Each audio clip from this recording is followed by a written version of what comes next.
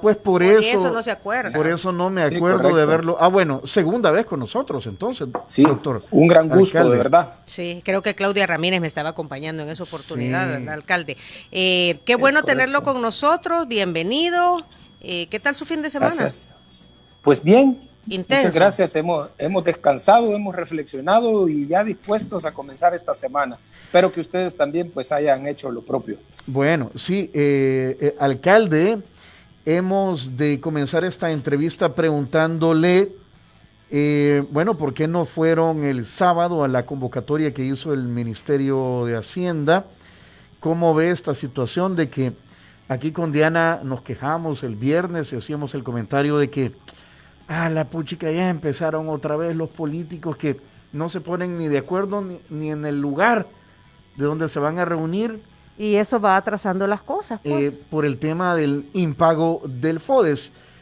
¿Cómo lo ven ustedes? Hay que decir a la audiencia también, quienes no conocen al alcalde Fidel Fuentes, él es alcalde de San Marcos por el FMLN, ¿verdad? Ujú. Así que, pues, alcalde, sus impresiones al respecto de esta situación.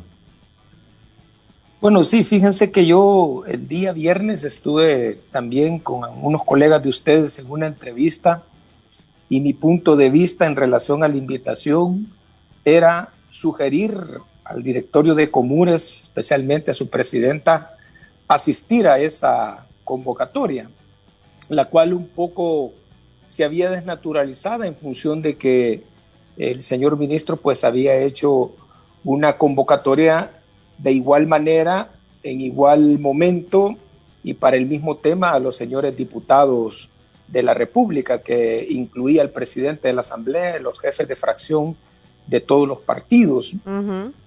Yo sugería de que definitivamente había que asistir a esa reunión. El día sábado por la mañana yo consulté al director ejecutivo de Comures y él me manifestó de que la presidenta de la corporación, la alcaldesa Milagro Navas, había enviado una carta excusándose de no poder asistir.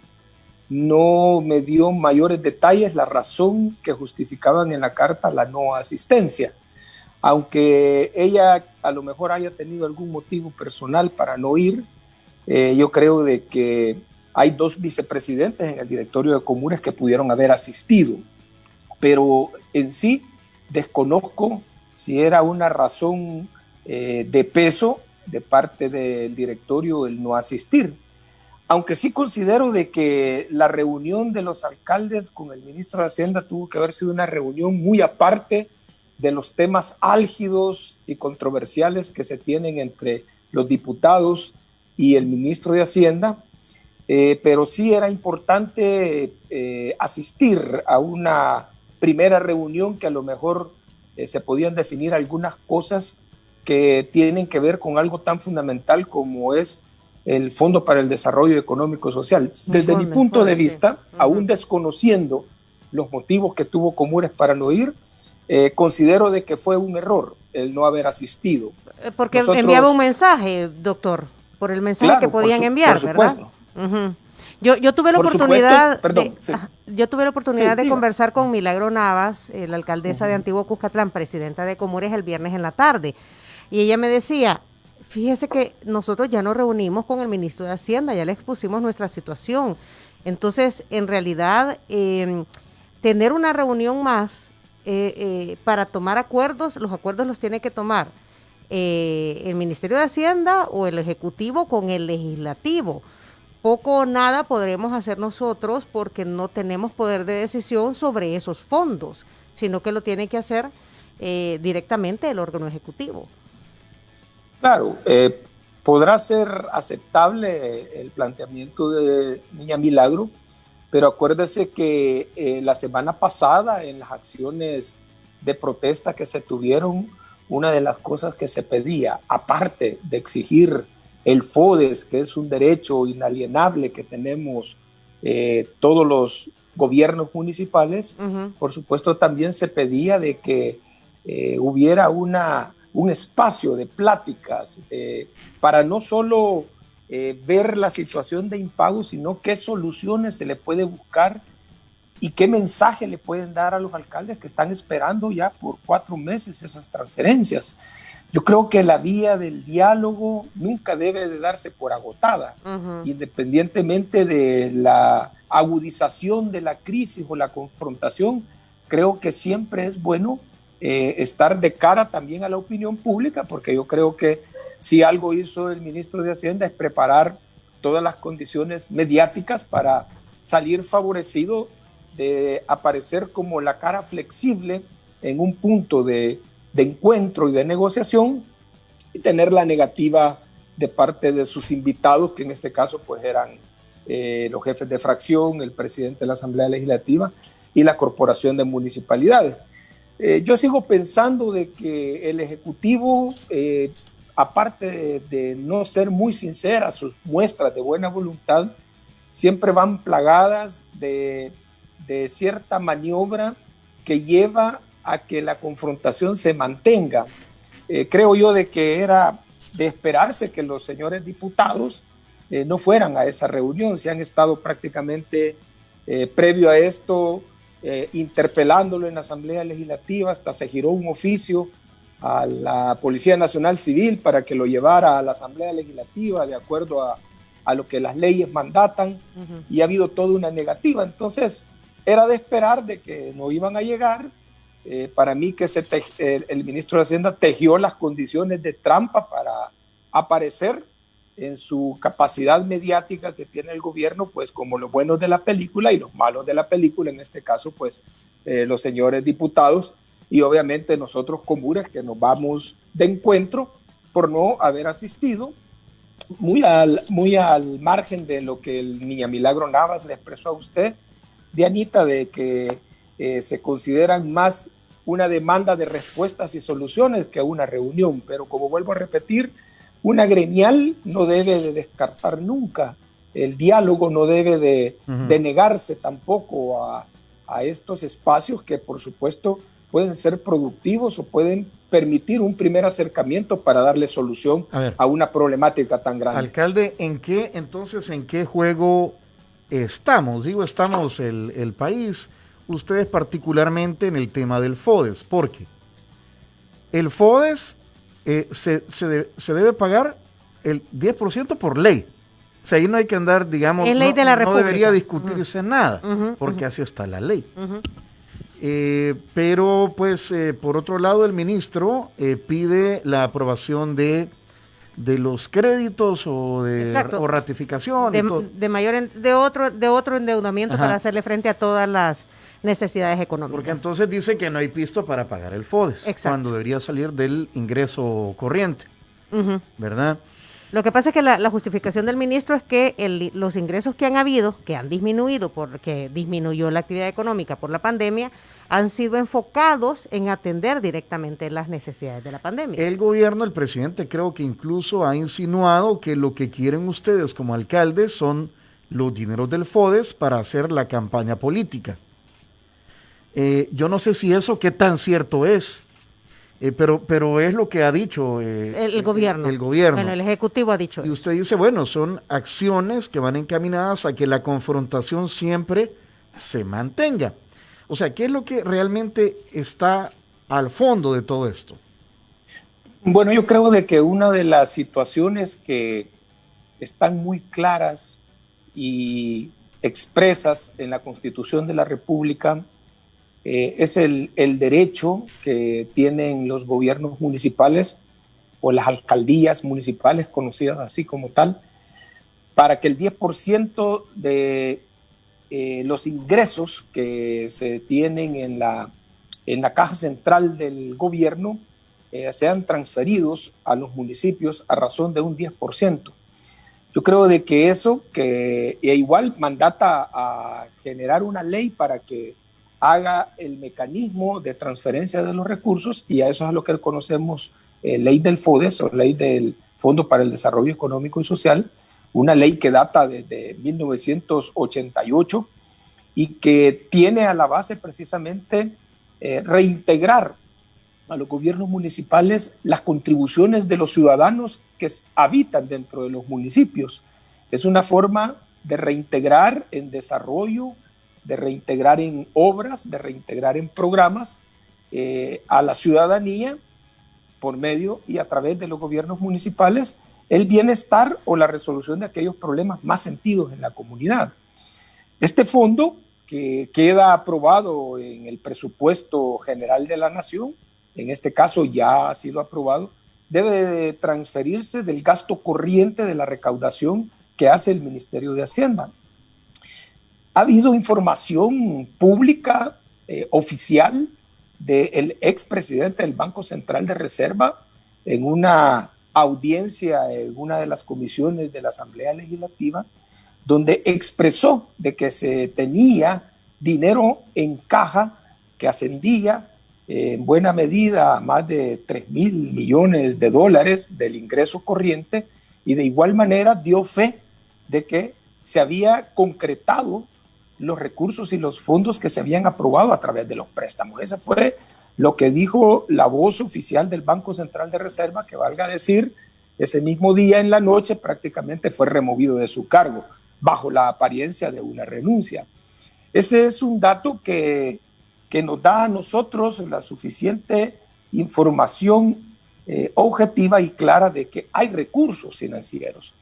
Ahora, con lo del presidente, como de igual manera lo que el señor ministro de Hacienda han venido acusando o han venido justificando, y quizás un poquito lo más lamentable de parte del señor presidente, de hacer una acusación de ese tipo, como decir que los alcaldes lo que quieren es el dinero para la campaña política.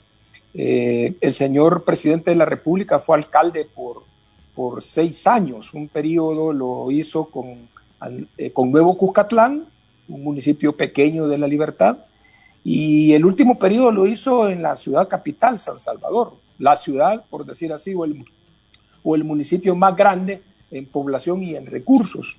La pregunta sería si el señor presidente en sus funciones edilicias utilizó dinero para campaña, porque durante todo ese periodo hubo muchas campañas electorales. El atrevimiento que yo haría es de que estoy seguro que no lo hizo. No tiene por qué tampoco acusar a los alcaldes, porque sabemos que los gobiernos municipales no pueden usar a discreción los dineros públicos. Tenemos una Corte de Cuentas de la República, que de igual manera el artículo 107 de la Constitución de la República designa como el ente contralor para el manejo de los recursos.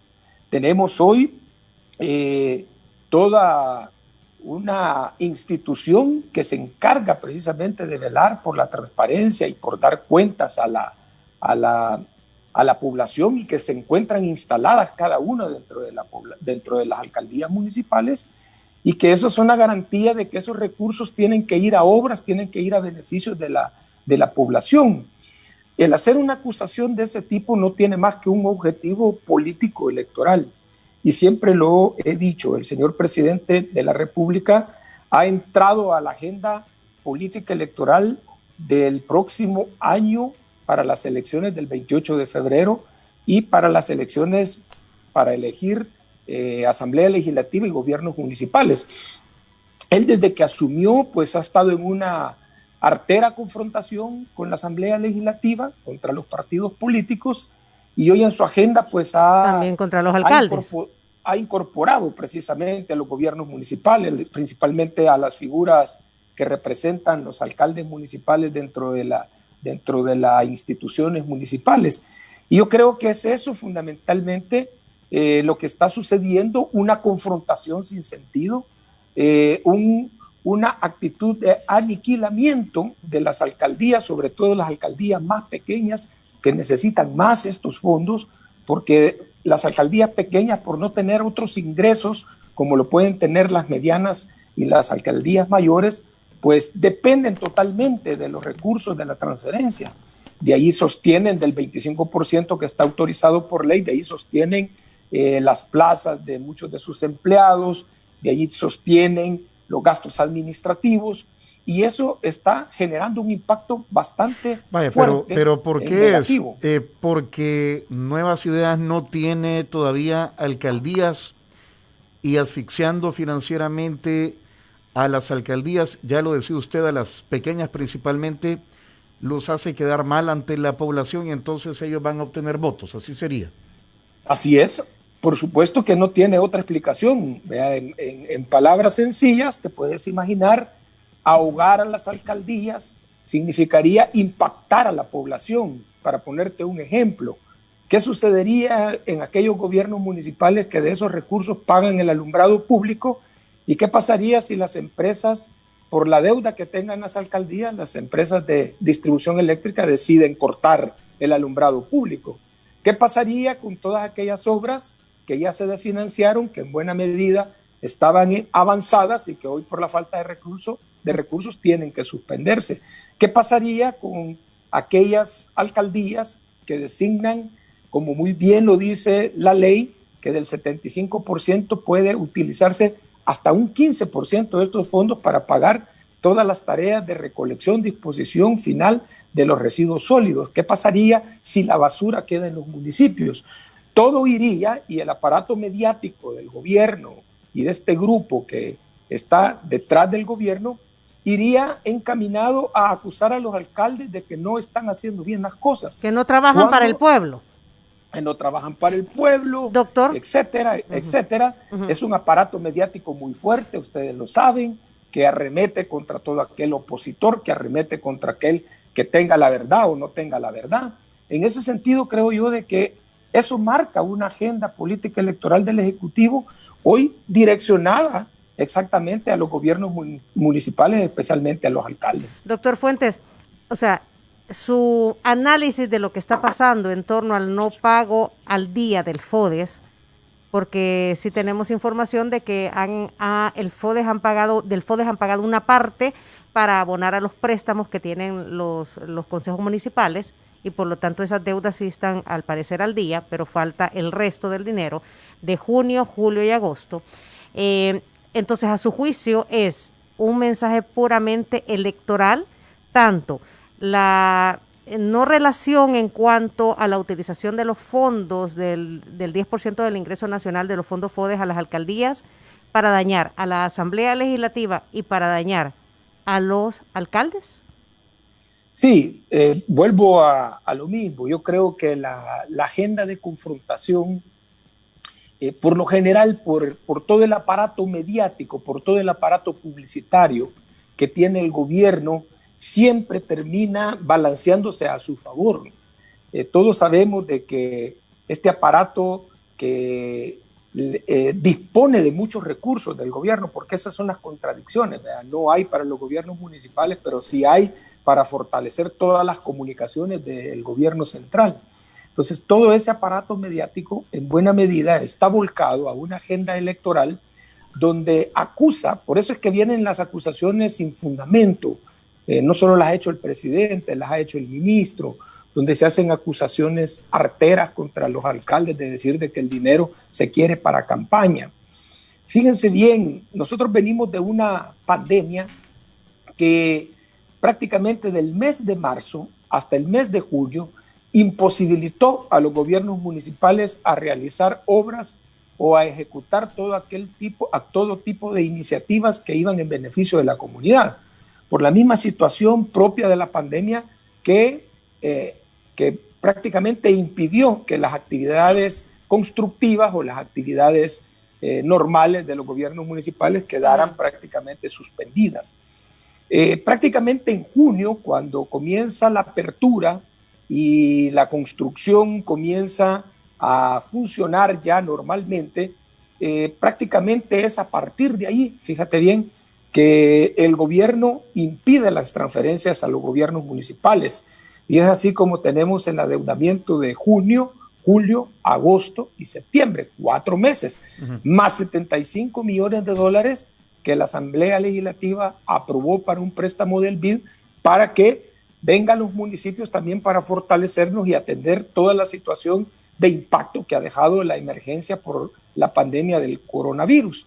En ese sentido, tú puedes ver de que hay una línea de obstaculización, porque eso quiere decir que desde marzo a la fecha, por una parte, una cantidad de meses propios de la cuarentena obligatoria, y ya van 4 meses por falta de transferencias. O sea que Para el año 2021, los gobiernos municipales están condenados en su gran mayoría, porque no todos, algunos pues han tenido recursos disponibles, están imposibilitados a hacer obras a la comunidad.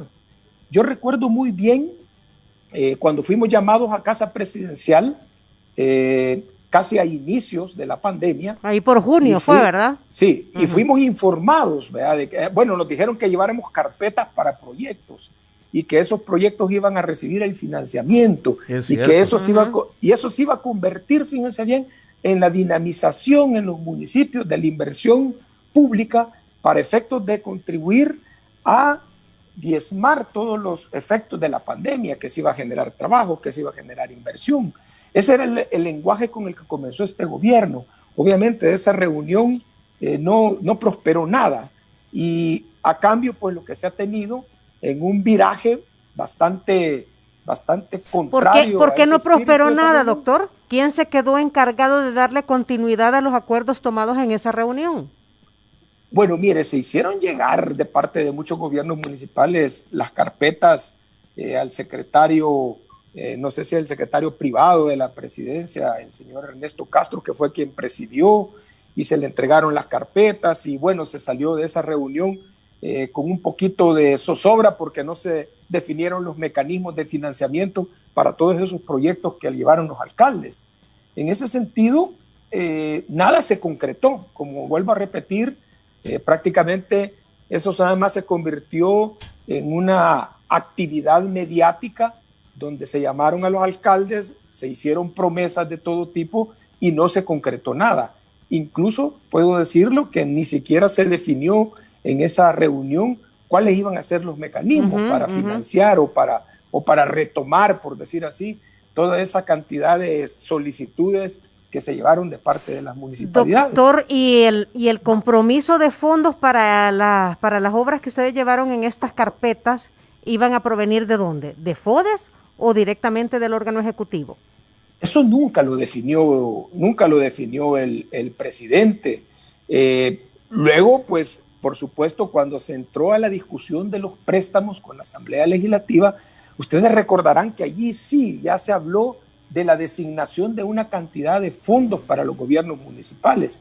Entonces, prácticamente intuimos de que esa cantidad de demandas que se llevaban iban a ser financiadas con esos recursos que del préstamo de los 3,000 millones en un primer momento acordó la Asamblea Legislativa con el gobierno central. Resulta que la designación para los gobiernos municipales en un primer momento se convirtió en recursos que el gobierno ha utilizado para las canastas solidarias que han estado siendo entregadas a toda la población de todo El Salvador. Justamente esta mañana el ministro de Gobernación y candidato a la alcaldía de San Salvador, Mario Durán, ha entregado 2.500 paquetes alimentarios a trabajadores por cuenta propia del Centro Histórico de San Salvador. Entonces, sí, correcto. Y yo creo de que desde allí se empezaron a amputar los fondos designados a los gobiernos municipales en ese primer acuerdo que hubo con la Asamblea Legislativa. No sé, si mal recuerdo, eran aproximadamente $600 millones, de los cuales pues prácticamente de allí se retomó la entrega que ya no se hizo a través de los gobiernos municipales, no que lo ha hecho el gobierno a través de todas sus instituciones. Entonces se ha venido galopando en una conducta de ir cada vez generándoles mayores dificultades a los gobiernos municipales para prácticamente iniciar una crisis a partir de junio, como les vuelvo a repetir, de manera continua, después de haber tenido que suspender obras, de tener que suspender todo aquello que iba en beneficio de la comunidad. La segunda fase de la crisis prácticamente la demuestra el gobierno quitando los fondos de la transferencia, que como volvemos a repetir son recursos que les pertenecen a las municipalidades. Siempre he dicho, esta no es una dádiva del gobierno, esto no es algo que queda a discreción del Ejecutivo si lo da o no lo da. Este tiene un asidero constitucional, esto tiene un basamento de ley legislativa que obliga a que los recursos de los ciudadanos que son aportados a través del IVA, a través de la renta, a través de todos aquellos contribuciones e impuestos que van a Caja Central, sean transferidos a los gobiernos municipales en un 10%. Eso pues opera así desde ya hace muchos años y ha venido nada más teniendo reformas en su incremento. Y es así como hemos llegado hasta el 10%. Esta ley, cuando se generó allá en septiembre de 1988, apenas era menos de un 1% lo que se transfería a los gobiernos municipales. Esto prácticamente solo alcanzaba para sostenerlas administrativamente a algunas alcaldías que necesitan recursos. Pero ha sido con el devenir del tiempo y de diferentes gobiernos que se ha venido subiendo esa asignación. Es así como cuando llega el presidente Calderón Sol, pues la asamblea incrementa un 6%, luego pues llegó al 7% y así consecutivamente hasta llegar al 10%, que significan todavía recursos muy pocos para los gobiernos municipales, para el nivel de desafíos que se tienen en los territorios, sobre todo de las situaciones en las que viven muchas de las comunidades, que es un desabastecimiento grande de servicios básicos y de necesidades inmediatas. Doctor, ese tema lo entendemos y creo que es muy amplio ese tema para hablarlo, ahondar en otra conversación. Solamente dos cosas para terminar con este punto, doctor. Primero, entonces, esta reunión que tuvieron con el presidente y el secretario privado fue únicamente para la foto y para decirle a los medios, el gobierno central está acuerpando a los consejos municipales, estamos siendo solidarios con ellos, pero en la práctica no sucedió nada, es lo que usted nos dice. Y lo segundo, doctor, el municipio de San Marcos, ¿cómo va? Hablemos en concreto, ¿cómo se ha visto afectado el municipio de San Marcos, que es el que usted dirige, a través de su consejo municipal, por la falta de los fondos FODES? Sí, siempre lo he dicho, nosotros aquí en San Marcos, en este momento no tenemos una crisis que nos impida ejecutar las obras. Al contrario, nuestras obras continúan cada lunes iniciando en la comunidad que nosotros tenemos programado, y explico un poco a qué se debe. Lo primero, Diana y Tony y los radioescuchas, es que nosotros como gobierno municipal de San Marcos teníamos previsto hacer una obra, más bien una mega obra, que era un complejo deportivo que se llamaba Ciudad Deportiva San Marcos. Esta obra, que en sus inicios ya tenía una base de más o menos $1 millón, prácticamente por la misma situación de la pandemia cambiaron los planes y hemos decidido postergar este proyecto para un nuevo momento, el cual no se ha definido. Entonces nosotros teníamos un ahorro, un aprovisionamiento de nuestros fondos propios, de nuestros propios recursos, para iniciar esta obra, la cual iba a iniciar exactamente ahí por marzo, abril de este año, exactamente en los tiempos que se inició la pandemia. Y por otra parte, les he dicho, todas las transferencias que nosotros tuvimos de marzo, abril y mayo prácticamente no se concretaron en obras porque estábamos detenidos por la situación de la cuarentena obligatoria. O sea que las actividades de inversión social en el municipio estaban detenidas. Entonces, en junio, cuando nosotros iniciamos los procesos, prácticamente teníamos el aprovisionamiento de que reorientamos de la obra que íbamos a hacer para las diferentes necesidades de las comunidades. Y estamos operando prácticamente el FODES de 3 meses que nos vimos inhabilitados a operar. Entonces, con estos recursos, nosotros disponemos el poder terminar todas las obras a las que nos estamos comprometiendo hasta el mes de diciembre. Ahora, San Marcos, su planilla, los servicios municipales en buena medida no dependen del FODES. Tenemos nuestra propia recaudación, nuestros ingresos por los impuestos municipales, por tasas municipales, y prácticamente hemos sostenido los salarios, el pago de los servicios, los hemos sostenido con nuestros ingresos propios. No nos ha impactado en ese sentido. Y la inversión social, como vuelvo a repetir, está garantizada todas las obras que teníamos planificadas hasta diciembre de este año. Sí, porque se utilizaron fondos de otro proyecto para hacer frente, ¿verdad? A esta Correcto, otra situación. Así es. Muy bien. Tenemos algunos comentarios que quisiera que se los fuéramos pasando y los vamos a leer todos, vamos a leerlos todos, vamos a ver. Dice Edwin Landaverde, buenos días, muchos éxitos, bendiciones totales. Vaya, Marcos Orellana, soy de San Marcos y este alcalde me tiene muy, pero muy decepcionado de su gestión. Alicia Ruiz, desde San Marcos, un saludo al alcalde Fuentes, nuestro apoyo por su trabajo. Blas Baires Pineda, pagame $10 y voy a la otra protesta, si quieres que sea violento y golpear gente van a ser 20. Es que ellos dicen de que la gente que llevaron fue pagada, ¿verdad? Sí, bueno, algunos decían que los trabajadores municipales fueron obligados. Que fueron obligados. Por sus alcaldes. Jet de León, que se dedica a trabajar, dice Alicia Ruiz, la gente que no es de San Marcos es la que nunca está a gusto. Si se dan una vuelta por el municipio, verán todo lo que se está trabajando. Luis González dice de chiste. Dori Ramos, doctor Fidel Fuentes, un gran líder, un gran alcalde, un gran ser humano. Kailani Smith, excelente gestión de la ciudad de San Marcos. Dios siga guiando, siga doctor Fidel Fuentes. Yanira Aparicio, los cambios en San Marcos son notorios a seguir por el buen camino. Como dicen en San Marcos, no apoyamos a ningún partido, nosotros apoyamos y votamos por Fidel. Bueno, es que la figura en las votaciones para alcalde siempre se vota por la persona, ¿verdad? Esa es la percepción. Y el voto del alcalde jala el de diputado. Exacto. ¿Verdad? El de diputado. El FODES son recursos de los municipios, deben ser devueltos, dice Edwin Melara. Los recursos que por constitución son de los municipios, son para el desarrollo y para sostener las necesidades de los trabajadores. Lucía Méndez, San Marcos por el buen camino. Alicia Riz, ya lo dijo el alcalde, ya el problema no es el FODES, es la agenda del presidente para destruir las alcaldías. Para pagarle a la banca privada sí hay fondos, pero para el desarrollo local no. Aún así, dice, quieren que creamos que no depositar el FODES no es campaña electoral del gobierno. Saúl Calderón, ¿cuáles han sido las inversiones que se han hecho con FODES? Un montón de comentarios. Porque para eso es focalizar el desarrollo local.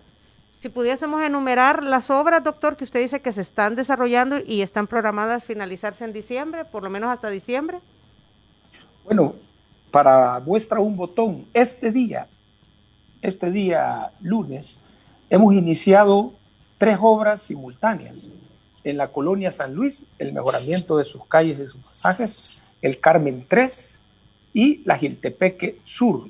Son $165,000 los que nosotros estamos invirtiendo en estas obras. Actualmente estamos remodelando el Mirador, la cancha del Mirador, Centro Deportivo El Mirador. Estamos terminando de remodelar el polideportivo Jardines de San Marcos. Acabamos de inaugurar el de la San Antonio número 2 y estamos trabajando en calles de toda la Marabú Sur, todas las calles y los pasajes. Estamos haciendo un alcantarillado en el pasaje Belén, construyendo las calles de la San Antonio número 2.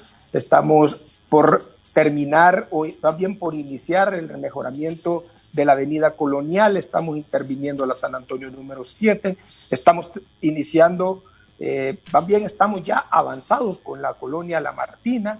Entre muchas de las obras, son aproximadamente 15 proyectos los que estamos nosotros realizando, son prácticamente 46 frentes de trabajo y son 600 trabajadores de la construcción los que tenemos nosotros operando en San Marcos, a quienes se les está dando una oportunidad de trabajo después de esta crisis, y todo eso lo estamos haciendo con los fondos FODES. ¿Y eso es empleo local, alcalde? Así es, ahí nosotros tenemos auxiliares, albañiles, maestros de obra, tenemos maestros de obra y banco, más toda la proveeduría que significa los recursos materiales para estos proyectos. O sea, eso es lo que significa el FODES en nuestro municipio. Es el mejoramiento para nuestras comunidades que se ven duramente impactados con el deterioro de sus vías, con el impacto de las tormentas y, por supuesto, con las proyecciones que tenemos de mejorar y dignificar a nuestros ciudadanos con obras de infraestructura para la recreación y el deporte. Ok. Aquí dice alguien, José Álvaro, gobiernos corruptos, AREN, el FMLN, PCN, PDC, el 97% de la población lo repudia. Yanira Aparicio, es de preguntarse sobre las campañas que están realizando los funcionarios de gobierno, si es una forma de querer centralizar los recursos. Y aquí dice también, excelente exposición, su gestión es transparente y las obras le duele a los de Nuevas Ideas. Como marquense no puedo opinar de otros municipios, dice Valeria Cortés. a Saúl Calderón, pero de San Marcos sí vemos la inversión en obras, incluso las obras sociales. Todo esto ocurre mientras el FMLN, partido al que usted pertenece, alcalde, celebró 40 años de existencia, dijo Óscar Ortiz, el secretario general o el coordinador general del Frente, en nombre del FMLN, pido disculpas por errores cometidos, sin precisar los errores por los que el Frente pide disculpas. Eric Salguero de Arena lo acaba de hacer hace 15 días aproximadamente. Salud. Perdón. Salud. Gracias. Una acción bastante similar, en un momento bastante cercano a ambos partidos tradicionales. ¿Qué opinión le merece esto, alcalde?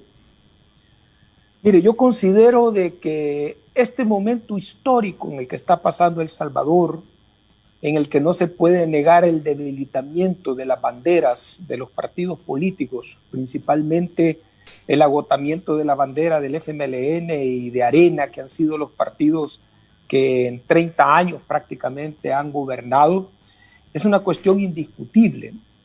Pero también es necesario que esas expresiones de parte de quienes lideran ambos partidos también se trasladen y se concreten a enmendar las cosas de manera práctica. Yo creo de que una de las situaciones en las que el pueblo precisamente fue empujado a optar por una nueva bandera, que todos sabemos de que era una bandera de un partido que prácticamente había surgido de la ruptura de Arena, como fue Gana.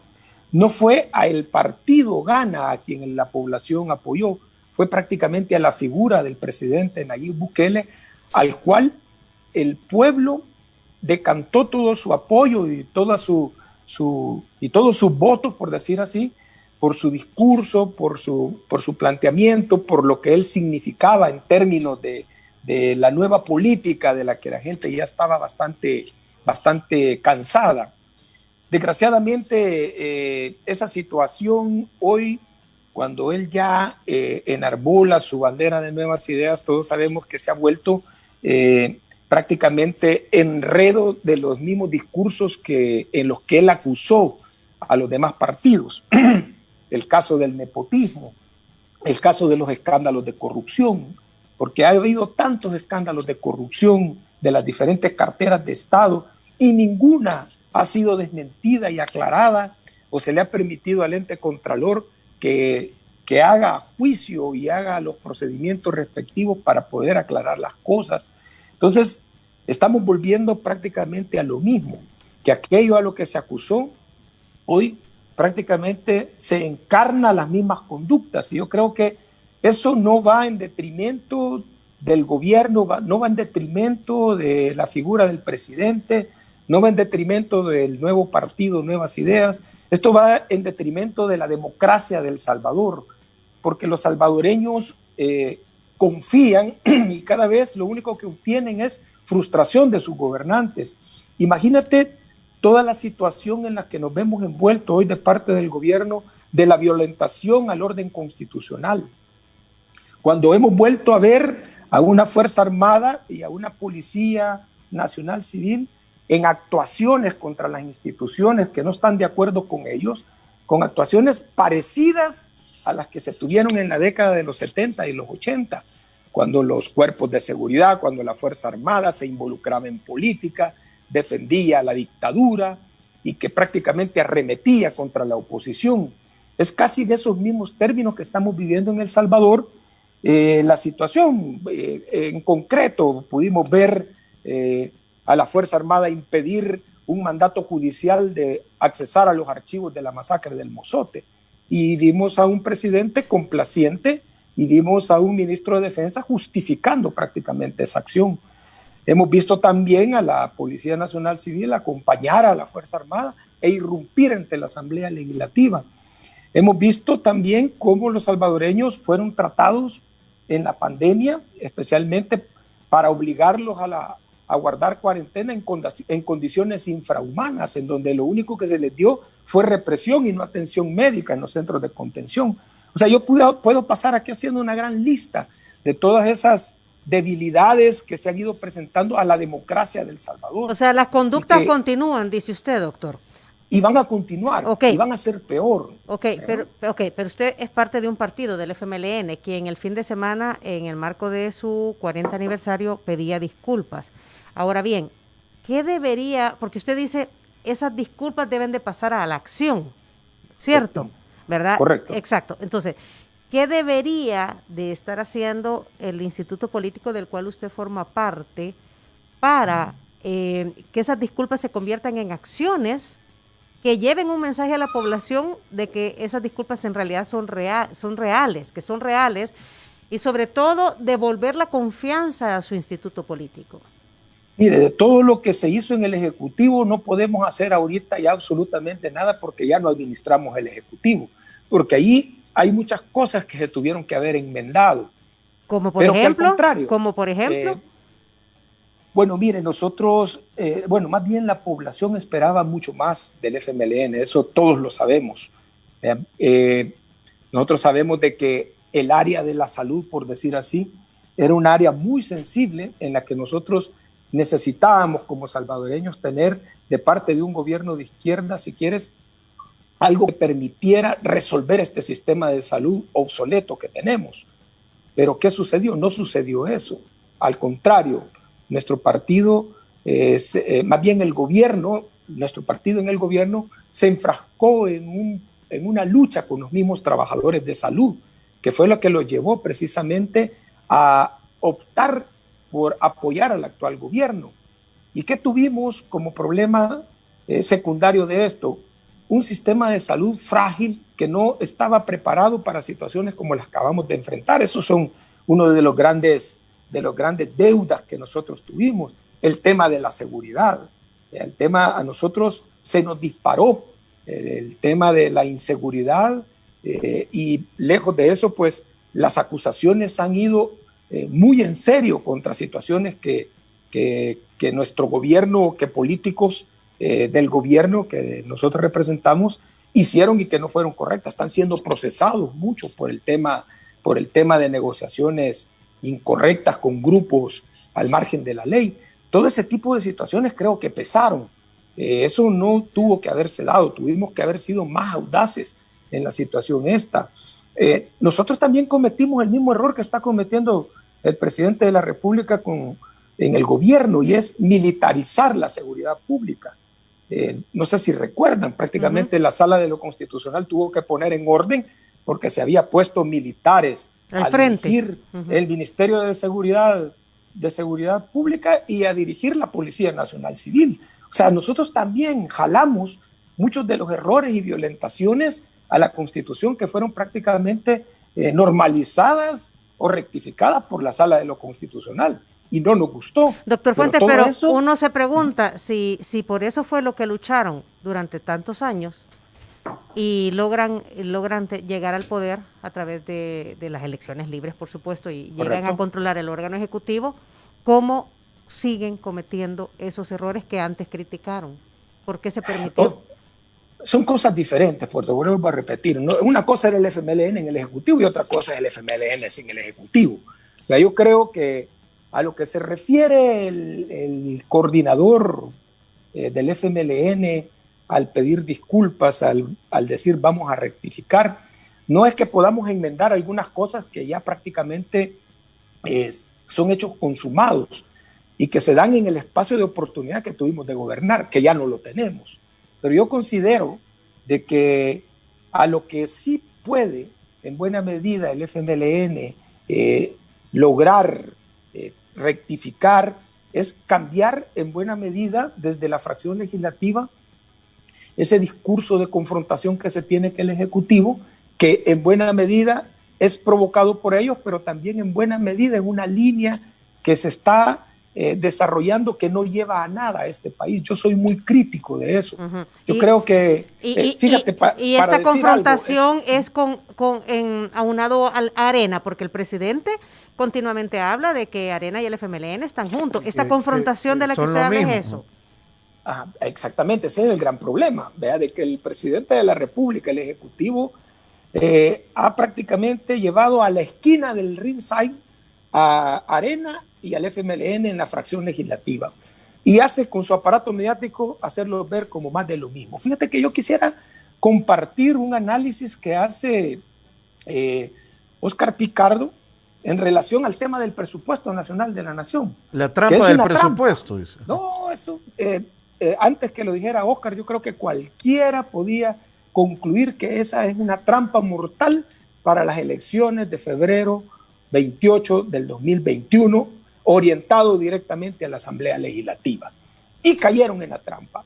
Y yo creo de que las posibilidades de la aprobación de ese mal presupuesto, porque no quiere decir que ese presupuesto está bien presentado, desgraciadamente no es así. Tiene muchas fallas, tiene muchas falencias.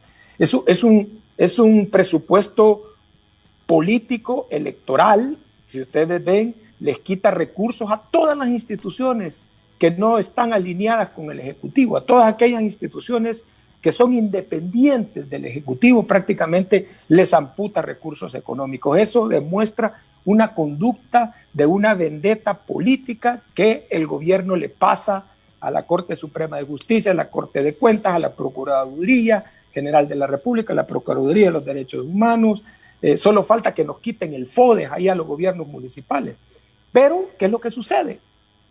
Todo el aparato mediático va a poner a todos los diputados como responsables de no querer que en educación se le dé una computadora a todos los niños, ¿verdad?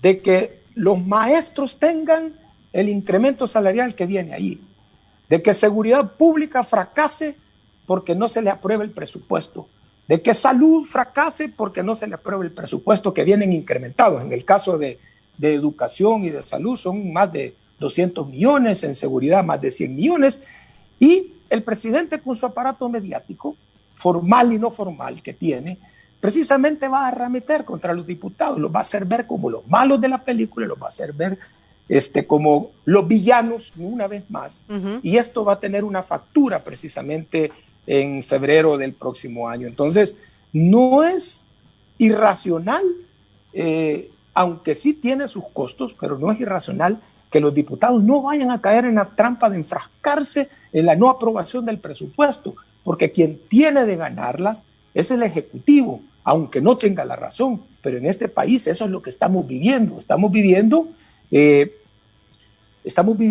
una capacidad nunca vista por parte de un gobierno de poder hacer ver lo blanco negro, de hacer ver lo caliente frío y de hacer ver lo bueno como malo. Y el nivel de desprestigio que tiene la Asamblea Legislativa no le da para argumentar nada en contra, aunque tengan la razón. Así de grave es esto. Al final, el presupuesto va a ser el gobierno el que va a tener que ver cómo lo financia y lo distribuye en esta crisis que precisamente vamos a vivir y que estamos viviendo ya por la falta de que la economía esté en su máximo nivel de productividad para que genere los recursos que lleguen al Estado y para que el Estado disponga de ellos. Ese es el gran reto y el gran desafío. Eso es lo que no establecen las estrategias del presupuesto, sino que manda nuevamente al gobierno y a la Asamblea Legislativa a tener que financiar ese presupuesto con más deuda.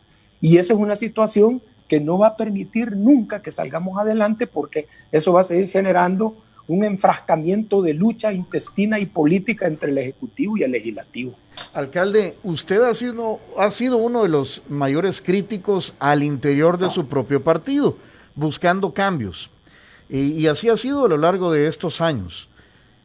Pero ¿no es demasiado tarde ya para que Arena y el FMLN vengan a pedir disculpas? Yo creo que nunca es tarde para rectificar, nunca, ¿verdad? Por supuesto, sigo diciendo, toda rectificación debe de enviar un mensaje de muestras de cambio, ¿verdad? Si no, pues va a ser el perdón o las disculpas del diente al labio. No estoy cuestionando que hayan sido hipócritas ambas solicitudes de disculpas, pero que sí nos debe de llevar precisamente a demostrarnos como diferentes ya en la política de El Salvador, ser, si quieres, más responsables, bajarle decibeles a la confrontación, no caer ni enfrascarnos en las redes que el Ejecutivo nos está arremetiendo, sino que mantenernos precisamente en una lucha que sea coherente con las necesidades de la población. Eso es importante, que la población lo perciba así. Fíjate bien lo que te voy a decir, muy a pesar de la situación de Arena y la situación del FMLN, yo auguro de que las elecciones de febrero van a generar una recomposición en la situación de la aritmética legislativa.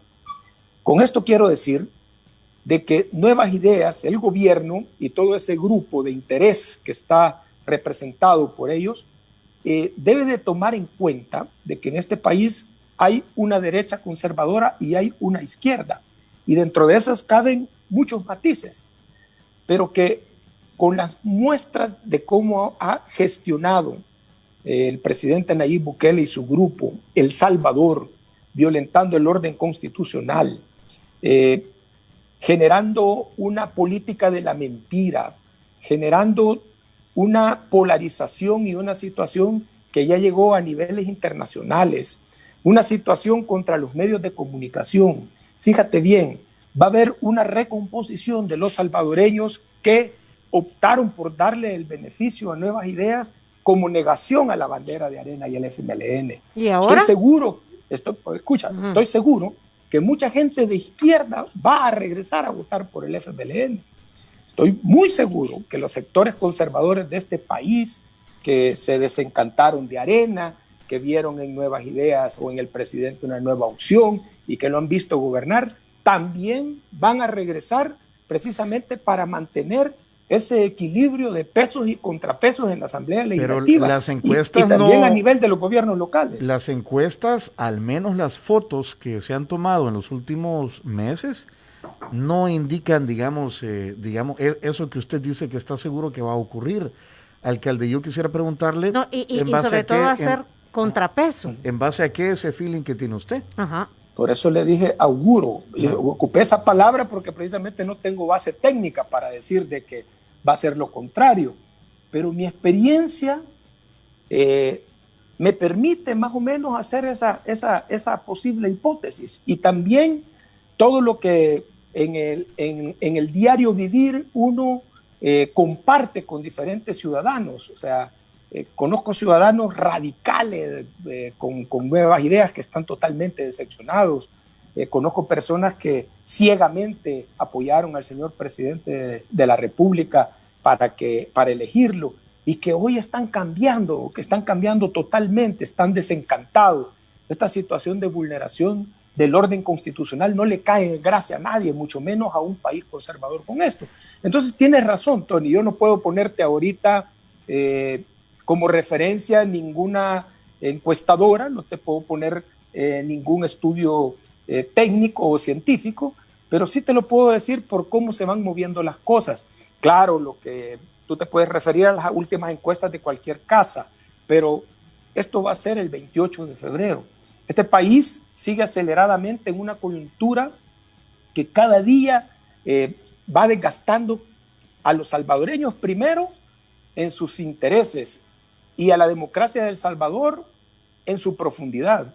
Yo creo que esto va a ser en su momento una situación que va a desfavorecer grandemente al Ejecutivo, que va a desfavorecer a este nuevo partido que se ha planteado como el redentor de la película aquí, ante los malos. Yo creo de que esa situación al 28 de febrero se va a mover, lo digo así. Lo que pasa, primero, alcalde, porque, sí, alcalde, la gente dicen que nunca nadie les había dado $300 o estas ayudas, estas canastas solidarias. Lo que pasa es que la gente sigue teniendo esperanza y no ve credibilidad ni en los dos grandes partidos, Arena y FMLN, alcalde. Y dice usted sí, que pero miren, todo eso se agota. Si nosotros le dimos 10 años uniformes y útiles escolares a las familias, ¿no se acuerdan?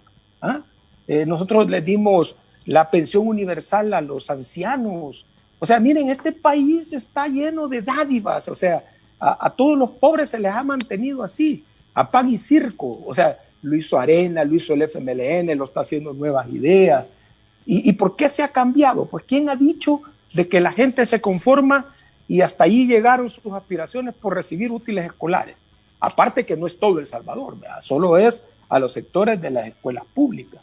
O sea, todo se agota en política, todo se agota en políticas de gobierno, ¿verdad? Sobre todo cuando son aquellas cosas que solo vienen a paliar parte de los problemas que tiene la familia salvadoreña. El momento, así que vean, sí pudieron dar $300, que valga decir ahí la Corte de Cuentas ha encontrado, vea, que prácticamente a 100,000 no están justificados porque se les dio los $300, vea, porque siempre va a haber un pero.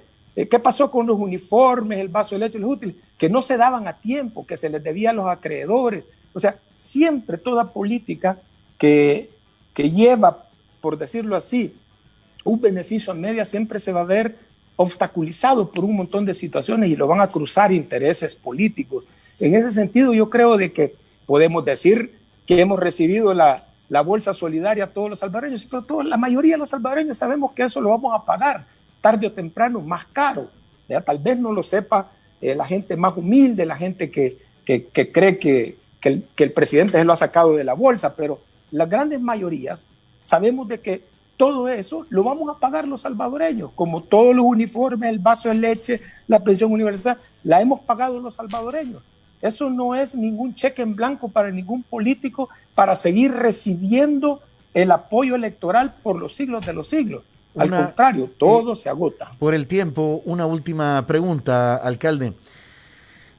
Usted dice que estas disculpas que han pedido Arena y el FMLN deben verse reflejadas en acciones y que el canal que tienen o la forma de materializar ese cambio es a través de las acciones en las fracciones legislativas, a través del accionar de los diputados.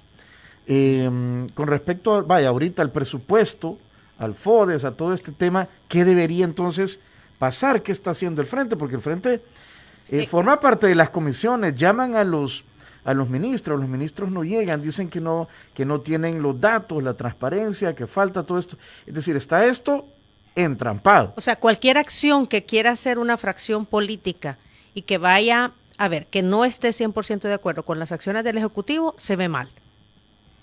Miren, vuelvo a lo mismo y disculpen, yo no sé si será lo correcto y pido disculpas a don Oscar Picardo, pero yo creo que él de una manera muy hábil ha dado la sugerencia que deben de hacer los señores diputados. Que voten el presupuesto tal y como llega. Dejen al presidente sin argumentos, dejen a todo ese aparato mediático sin argumentos, ¿verdad?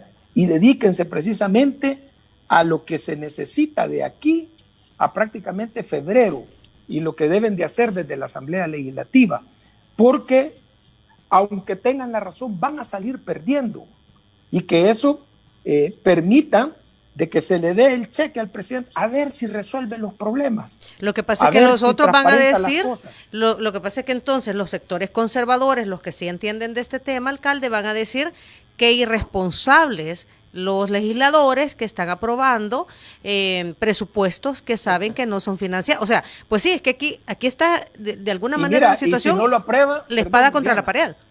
Hoy voy a ser yo el periodista, vaya. Adelante, adelante. Ajá. Dele. Y si no lo aprueban, les van a dar premio. No, al contrario. Es que están contra la espada y la pared. Pero es que ¿sabe qué pasa? Nosotros pensamos como el deber ser. No lo aprueban, están condenados. Si no lo aprueban, están condenados, fulminados, calcinados, como los quiera llamar. Por la población. Y si lo aprueban, pues los sectores van a decir allí, sí, pero ¿y quién va a ir a votar a las elecciones?